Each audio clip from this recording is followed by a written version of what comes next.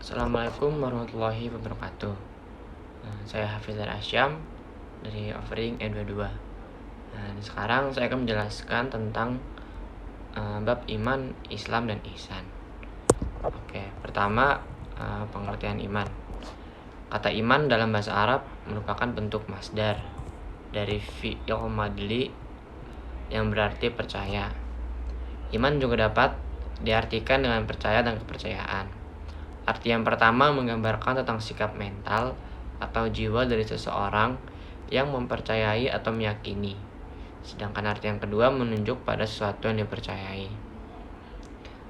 Secara istilah, iman adalah mengucapkan dengan lisan, iqrar lisani, membenarkan dengan hati, tasdik qalbi, dan melaksanakan dengan segala anggota badan, amal ruk. Pembenaran dalam iman berarti tasdik, pembenaran yang teguh, disertai dengan ketundukan dan penyerahan jiwa. Tanda-tandanya ialah mengerjakan seluruh aktivitas yang dihendaki oleh pengakuan jiwa itu. Kemudian kedua ada pengertian Islam. Kata Islam menurut bahasa berasal dari kata aslama yang berarti patuh, tunduk, berserah diri. Islam adalah nama agama wahyu yang diturunkan Allah Subhanahu wa taala kepada rasul-rasulnya, yang berisi wahyu Allah untuk disampaikan kepada manusia. Agama Islam berisi aturan-aturan Allah yang mengatur hubungan manusia dengan Allah, manusia dengan manusia, dan manusia dengan alam. Islam dalam pengertian ini adalah agama yang dibawa oleh para rasul Allah sejak Nabi Adam alaihissalam sampai Nabi Muhammad SAW. Agama Islam diturunkan Allah kepada semua nabi, mengajarkan akidah yang sama, yaitu tauhid atau mengesahkan Allah Subhanahu wa taala. Adapun perbedaan ajaran di antara wahyu yang diterima oleh nabi-nabi Allah tersebut terletak pada syariatnya yang sesuai dengan tingkat perkembangan dan kecerdasan umat pada waktu itu. Islam yang diturunkan kepada Nabi Muhammad adalah wahyu Allah terakhir yang diturunkan kepada manusia. Karena itu agama ini sudah sempurna dan senantiasa sesuai dengan tingkat perkembangan manusia sejak masa diturunkan 14 abad yang lalu hingga akhir peradaban manusia yang ditutup dengan hari kiamat kelak. Kemudian ada pengertian ihsan. Secara etimologis, kata ihsan berasal dari ahsana, yusinu, ihsanan yang berarti berbuat baik. Secara terminologis, ihsan berarti apabila seseorang beribadah kepada Allah seolah-olah ia melihatnya. Jika ia tidak melihatnya, maka ia harus yakin bahwa Allah melihat perbuatannya. Kemudian ada penjelasan proses terbentuknya iman dan upaya meningkatkannya. Yang pertama ada fitrah ilahi. Dalam iman, pembenaran terutama terkait dengan masalah hati. Hati sangat berperan dalam mewujudkan iman dalam diri seseorang. Dalam dangkalnya, tebal tipisnya, teguh tidaknya iman sangat tergantung pada hati manusia yang sifatnya berubah-ubah. Meskipun begitu, Allah sesungguhnya telah memberikan potensi pada setiap manusia untuk bertuhan dan mengabdi hanya kepada Allah, yang disebut fitrah tauhid. Potensi ini disemaikan Allah ke dalam jiwa manusia sejak masih berada di dalam azali atau arwah. Yang kedua ada hidayah. Iman juga terbentuk melalui hidayah dari Allah Subhanahu wa taala. Di antara semua sebab terbentuknya iman, hidayah adalah sebab utama, karena seseorang tidak dapat membuat orang lain beriman.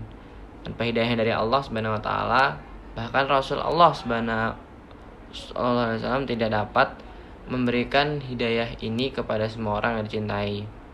Hidayah merupakan kehendak Allah semata.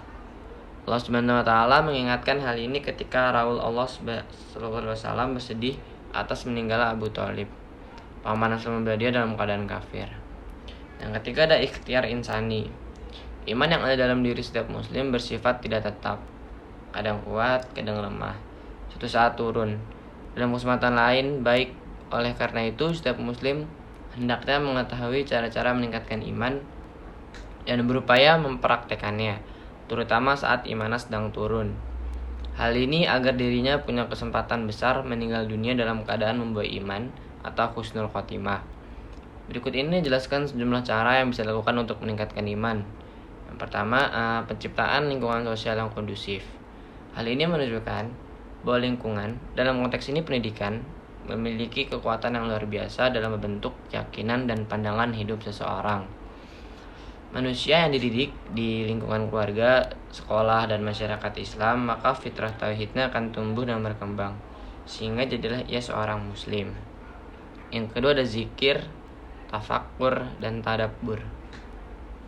Iman dapat membentuk melalui zikir, yaitu mengingat Allah Subhanahu wa taala dan menyebut nama-namanya setiap saat dalam segala posisi dan keadaan.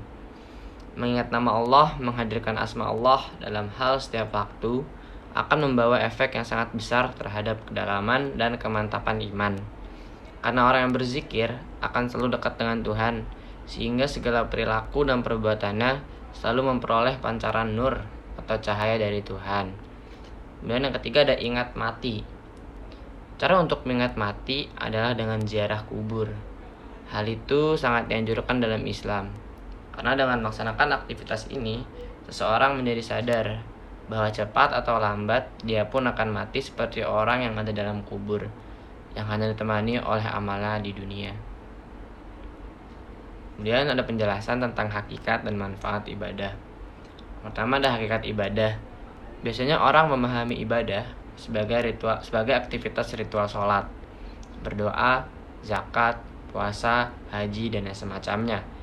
Ibadah difahami sedemikian sempit sehingga terbatas hanya dalam bentuk hablun minallah atau hubungan vertikal antara hamba dengan Allah saja. Padahal pengertian ibadah yang sebenarnya tidaklah demikian. Ibadah adalah bentuk penghambaan diri kepada Allah yang bukan hanya berkaitan dengan hubungan manusia dengan Tuhan, tetapi juga hubungan manusia dengan sesamanya, bahkan juga hubungan manusia dengan semua makhluk. Selanjutnya ada manfaat ibadah. Yang pertama ada menjaga keselamatan akidah, terutama terkait dengan kedudukan manusia dan Allah, di mana manusia dalam posisi sebagai hamba dan menyembah, dan Allah dalam posisi sebagai Tuhan yang disembah. Ya budu warab ibadu. Yang kedua ada menjaga agar hubungan antara manusia dengan Tuhan itu berjalan dengan baik dan abadi. Terjaganya hubungan ini mendatangkan ketenangan pada orang-orang. Yang ketiga adalah mendisiplinkan sikap dan perilaku agar etis dan religius. Sikap etis didasarkan pada paradigma sosial, sedangkan sikap religius didasarkan pada paradigma agama. Yang terakhir ada macam-macam ibadah. Pertama ada ibadah khusus, yaitu ibadah yang pelaksanaannya telah dicontohkan langsung oleh Nabi Muhammad SAW. Tata cara, syarat, dan rukunnya telah diatur dan ditetapkan oleh agama, dan kita tidak boleh menambah atau menguranginya sedikit pun. Pelanggaran terhadap tata cara pelaksanaan ibadah jenis ini menjadikan pelaksanaan ibadah tersebut tidak sah atau batal. Contoh sholat, zakat, puasa, haji, azan, berdoa, merawat jenazah, itikaf, dan lain-lain. Yang kedua ada ibadah umum. Ibadah ghairu mahdoh adalah ibadah yang jenis dan macamnya tidak ditentukan, baik oleh Al-Quran atau sunnah Nabi SAW. Berupa perbuatan apa saja yang dilakukan oleh seseorang yang dibenarkan oleh agama. Ibadah jenis ini sering diartikan dengan semua perbuatan yang diizinkan oleh Allah dan Rasul. Contohnya bekerja, mencari penghidupan yang halal, seperti mengajar, berdagang, bertani, dan lain-lain. Terus belajar atau kuliah, menolong sesama, silaturahim, dan sebagainya. Selanjutnya ada syarat diterimanya ibadah agar semua ibadah yang ditujukan kepada Allah tersebut benar dan bernilai sebagai amal ibadah yang diterima olehnya. Syaratkan memenuhi dua hal sebagai berikut. Dilakukan dengan niat yang ikhlas karena Allah semata. Yang kedua dilakukan sesuai dengan ketentuan Allah dan contoh Rasulnya. Terakhir ada di antara keistimewaan dan kelebihan sholat. Antara lain, sholat adalah ibadah badaniyah yang pertama kali diwajibkan oleh Allah, mendahului semua ibadah badaniyah yang lainnya. Kemudian perintah sholat 5 waktu diwahyukan di luar planet bumi, yaitu di hadirat Allah yang maha tinggi, langsung tanpa melalui perantara malaikat Jibril. Yang ketiga ada sholat adalah tiang agama. Sebagai sabda Nabi Muhammad SAW, barang siapa mendirikan sholat, maka sesungguhnya ia telah mendirikan agama. Dan barang siapa merusaknya, sesungguhnya ia telah merusakkan agama. Yang keempat adalah dengan sholat seseorang dapat terhindar dari perbuatan jahat, karena dirinya akan selalu diingat Allah, sehingga akan timbul perasaan malu kepadanya untuk melakukan kejahatan. Kemudian selanjutnya ada sholat adalah amal perbuatan manusia yang pertama kali diperhitungkan, dan semua amal bergantung pada perhitungan sholatnya. Jika sholatnya baik, sempurnalah semua amal yang lain. Sebaliknya, sholatnya tidak baik, maka rusaklah semua amal yang lain. Sekian dari saya, kurang lebihnya mohon maaf. Wassalamualaikum warahmatullahi wabarakatuh.